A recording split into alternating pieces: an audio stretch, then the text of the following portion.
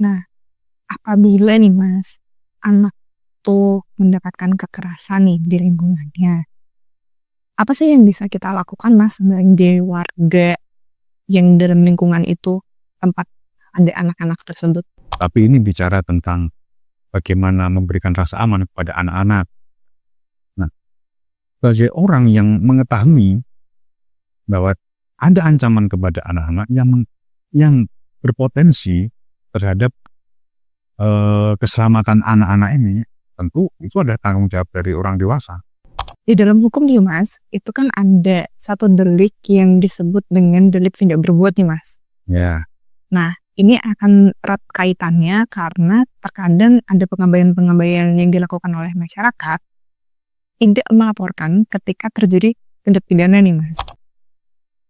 maka dia dapat diancam dengan hukuman pidana.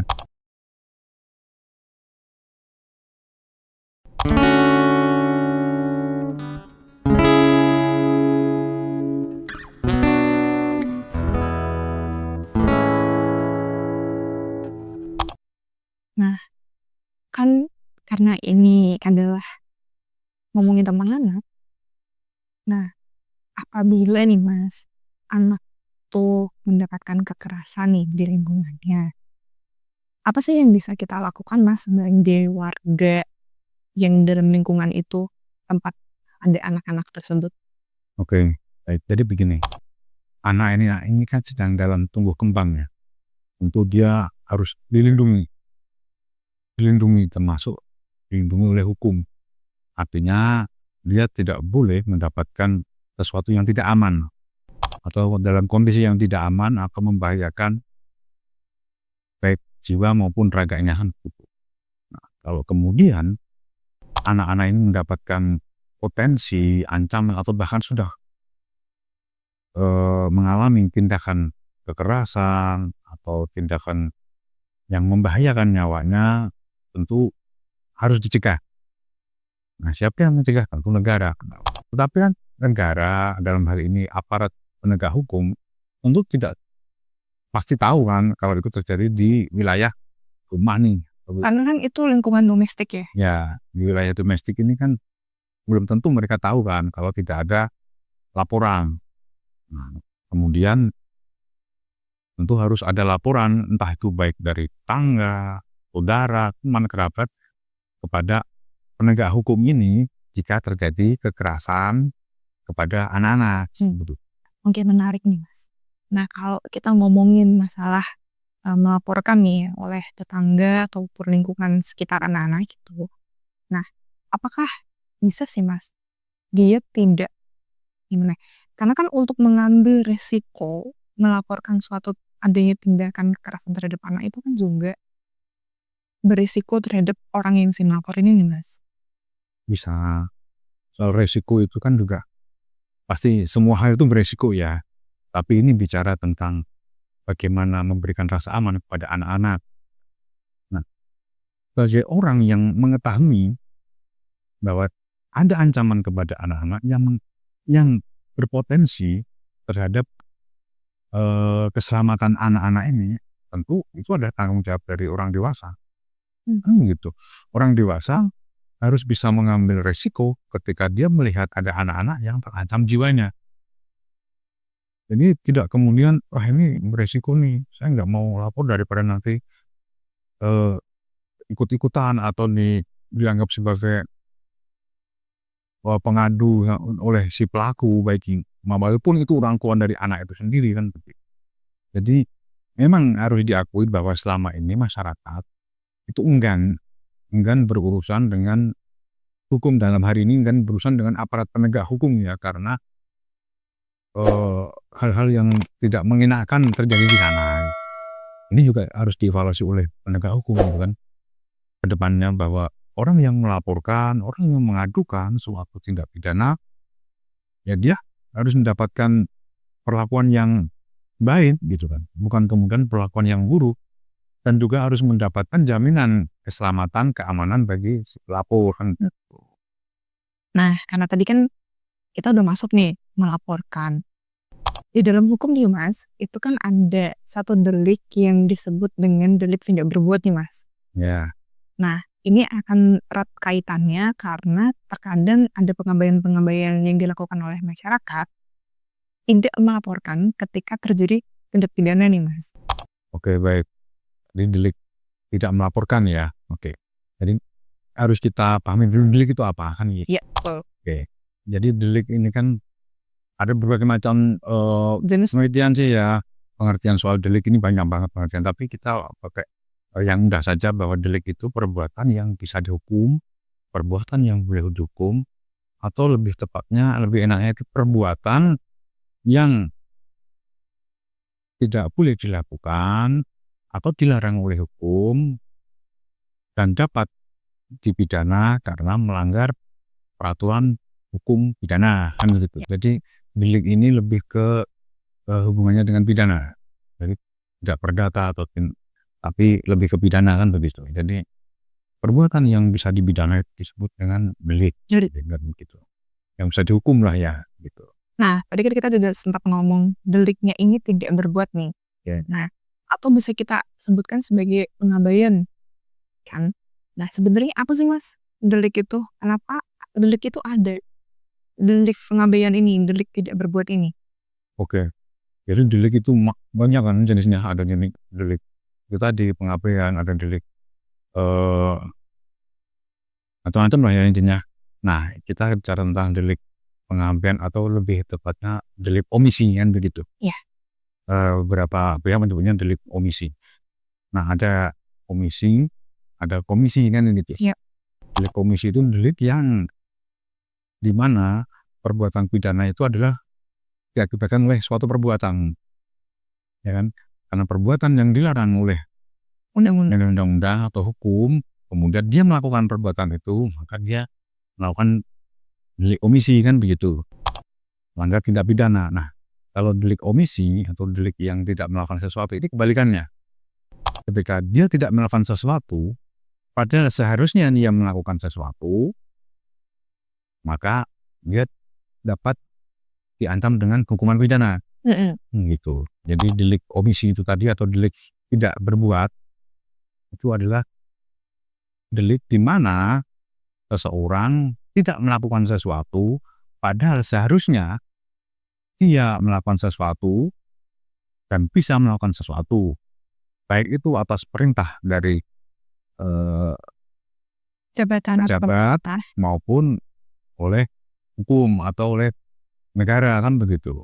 Jadi yang satunya adalah formilnya, karena delik omisi yang ada dua delik omisi itu, yang satu adalah delik omisi yang murni dan tidak murni.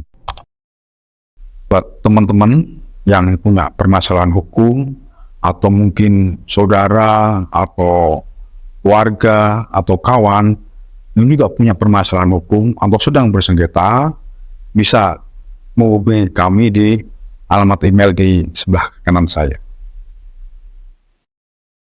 Nah, kalau murni itu bukan akibat yang dijadikan suatu tindak pidananya, tetapi perbuatannya. Jadi dengan dia tidak mau melakukan sesuatu, apapun akibatnya, ketika dia tidak mau melakukan sesuatu atas perintah pejabat yang berwenang atau pengadilan, maka itu adalah delik omisi murni. Contohnya kayak gini ya Mas, mengabaikan panggilan pengadilan untuk menjadi saksi. Betul. Jadi ketika pengadilan memerintahkan menghadirkan seseorang untuk menjadi saksi, tetapi seseorang tersebut tidak mau untuk mendatangi pengadilan dan menjadi saksi, padahal kesaksiannya itu sangat dibutuhkan di dalam terangnya suatu perkara atau kasus, maka orang itu dapat dipidana, kan begitu, dapat dihukum, dapat masuk penjara. Itu adalah komisi murni misalnya. Berarti juga sama seperti ketika ada eksekusi dan ada jurusita memerintahkan untuk menyita suatu properti, tapi diabaikan, itu berarti juga omisi. Kalau itu apakah karena itu diakibatkan kurangnya berkas atau dokumen dan seterusnya itu masih bisa ditelusuri kan begitu. Tetapi yang paling mudah itu tadi, atau kemudian ketika ada perintah untuk tidak merusak sesuatu, yang merusak sesuatu itu kan lebih kepada delik dia melakukan sesuatu. Nah, kalau kemudian dia tidak melakukan sesuatu karena padahal diperintah untuk melakukan sesuatu, maka itu ada delik omisi. Kan dia diperintah untuk datang ke pengadilan menjadi saksi, dia tidak mau datang. Gitu. Atau dia dipanggil oleh penegak hukum untuk memberikan suatu keterangan, dia tidak mau datang. Dalam proses penyidikan misalnya, bahkan dia dapat dikenakan delik tersebut. Ya, dan dapat dilakukan upaya paksa untuk dibawa ke penyidik misalnya, itu begitu. Oke. Nah, tadi kan sekarang sudah menjelaskan ada 2 jenis nih Mas, delik-delik ini, dan kita sudah memberikan contohnya ya. Nah, terus delik omisi tidak murni itu seperti bagaimana Mas? Jadi delik omisi tidak murni itu yang dilihat adalah akibat dari suatu hal yang dia tidak lakukan. Jadi seharusnya dia melakukan itu, tetapi dia tidak melakukannya. Yang mengakibatkan, misalnya nih, membahayakan nyawa. Jadi kalau dia tidak melakukan sesuatu, di mana karena dia tidak melakukan sesuatu tersebut, maka ada nyawanya yang terancam nih, atau berpotensi seseorang kehilangan nyawa atau meninggal. Nah, itu adalah delik omisi tidak murni. Nah, contohnya misalnya bahwa seorang ibu dia tidak memberikan makan kepada anaknya atau tidak menyusui anaknya, sedangkan dia tahu akibat perbuatan tersebut adalah terancamnya nyawa anak ini atau sampai meninggal misalnya.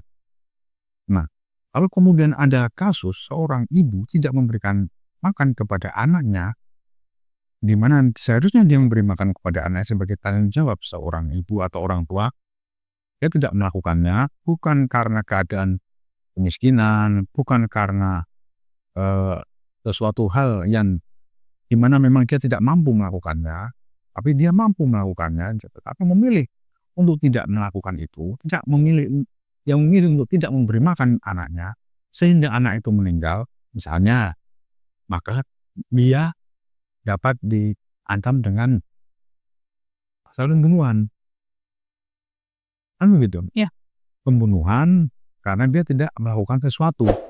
Jadi tidak melakukan sesuatu pun ya bisa dianggap sebagai pembunuhan kalau dia tidak melakukan sesuatu tersebut yang mengakibatkan terancamnya nyawa orang lain. Juga misalnya ketika seseorang tidak mau menolong orang yang membutuhkan pertolongan. Kan begitu. Dia sengaja untuk tidak menolong. Itu dapat dikenakan pidana juga sebagai delik omisi. Oke, berarti sebenarnya kalau di dalam masyarakat mengabaikan misalkan terjadi adanya KDRT di dalam lingkungannya, itu juga sebenarnya bisa untuk dipidana juga ya? Bisa. Jadi itu KDRT baik pada salah satu suami atau istri, atau kemudian juga KDRT terhadap anak-anak, atau kekerasan terhadap anak, bukan hanya KDRT ya, kekerasan terhadap anak-anak, entah itu yang dilakukan oleh keluarga, teman, atau siapapun, tetapi dia tidak mau baik menolong ataupun melaporkan kepada pihak aparat penegak hukum, atau misalnya dia mengetahui ada persekongkolan jahat nih, perbuatan jahat yang dapat mengakibatkan hilangnya nyawa seseorang, tapi dia memilih untuk diam saja, tidak melaporkan baik kepada korban atau calon korban tersebut maupun kepada aparat penegak hukum, maka dia dapat dikenakan delik omisi. Jadi kalau seseorang cuek saja gitu kan, cuek saja, bodo amat lah, ini bukan urusanku. Karena sekarang makin begitu kan ya situasinya, bukan urusan saya nih. Ngapain apatis ya? Ngapain kita ikut-ikutan, biar urusan dia, bukan keluarga kita juga. Nah, itulah yang membuat kejahatan itu semakin merajalela, karena orang-orang yang tidak berbuat jahat pun tidak ingin untuk mencegah kejahatan itu. Itu yang menjadi hal-hal yang semakin banyak kejahatan. Makanya kemudian orang mengeluh, sekarang banyak banget kriminalitas. Ya karena mereka nggak mau mencegahnya gitu kan. Membebankan pembebanan untuk mencegah terjadinya pidana itu kan hanya pada negara. Ya karena itu susah. Ya pertama harus diakui bahwa aparat penegak hukum harus memperbaiki diri, kan begitu. Yang kedua, keterbatasan dan kemampuan aparat penegak hukum untuk mengetahui hal-hal yang terjadi di lingkungan kecil-kecil gitu kan, keluarga, lingkungan tetangga dan seterusnya. Kalau tidak ada laporan dari masyarakat, itu kan di belahan bumi manapun, kalau tidak ada keterlibatan masyarakat untuk mengadukan, melaporkan, ya aparat penegak hukum ya nggak tahu, begitu. Karena itu sebenarnya butuh hadir masyarakat juga ya Mas untuk mencegah suatu kejahatan situ. Betul, jadi butuh partisipasi, butuh keterlibatan seluruh elemen di dalam masyarakat agar kejahatan ini tidak semakin membesar, tidak semakin banyak. Jadi diperlukan partisipasi dari masyarakat untuk melaporkan, untuk mengadukan kalau kejahatan itu menimpa dirinya dan seterusnya. Itu begitu. Jadi begitu ya Mas.